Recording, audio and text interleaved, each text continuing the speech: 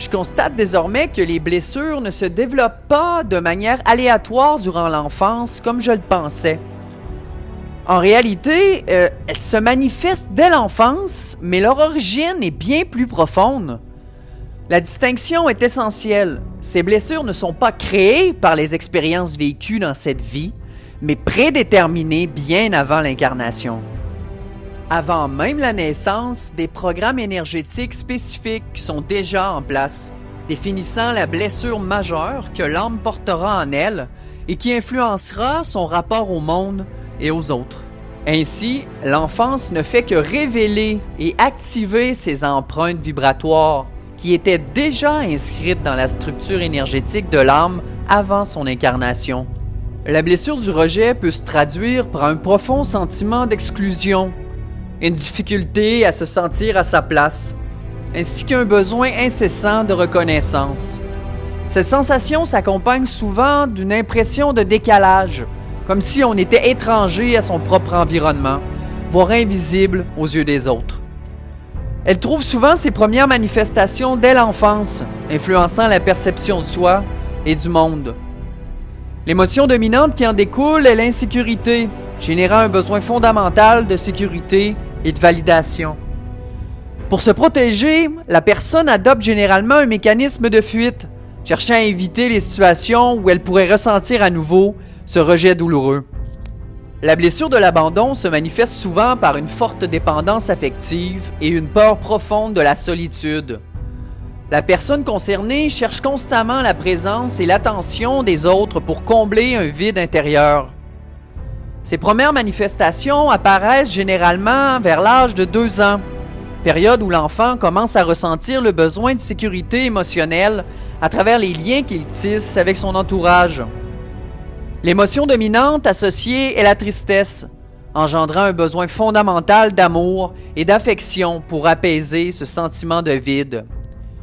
En réponse à cette blessure, un mécanisme de protection se met en place sous forme de dépendance, qu'elle soit relationnelle, alimentaire ou liée à d'autres sources de réconfort comme la boisson ou l'amitié excessive.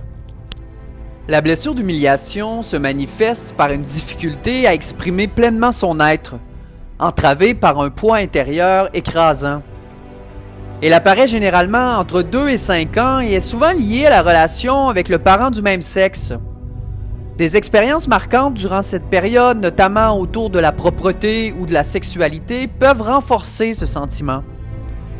L'émotion dominante est la honte, engendrant un besoin essentiel d'amour et d'estime de soi pour se sentir légitime et accepté. En réponse à cette blessure, un mécanisme d'auto-sabotage se met en place. La personne peut inconsciemment se dévaloriser, se priver de réussite ou s'imposer des limites, comme si elle ne se considérait pas digne du bonheur et de l'épanouissement.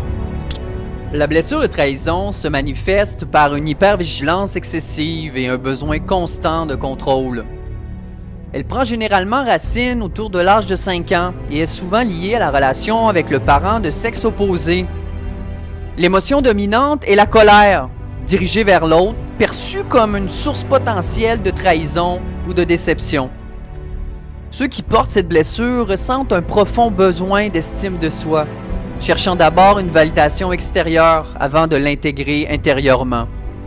Pour se protéger, ils développent un mécanisme de contrôle, tentant de maîtriser leur environnement et les autres afin de minimiser les risques de trahison.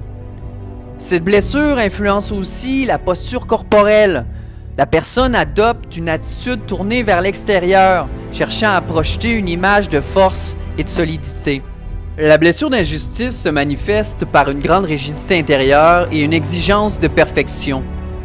Il apparaît généralement autour de l'âge de 7 ans et est souvent lié à la relation avec le parent du même sexe. L'émotion dominante est la colère, principalement dirigée contre soi-même. Ceux qui portent cette blessure éprouvent un fort besoin d'estime de soi, qu'ils cherchent à construire à travers une quête incessante de perfection. Pour se protéger, ils adoptent un mécanisme de perfectionnisme rigide, croyant que l'excellence leur permettra d'obtenir reconnaissance et légitimité. Ce besoin d'approbation se traduit par une volonté d'être irréprochable, convaincus que la perfection est la clé de leur valeur aux yeux des autres. Même leur posture corporelle reflète cette blessure. Ils affichent une apparence rigide, soignée et maîtrisée, cherchant à projeter une image de contrôle et de perfection.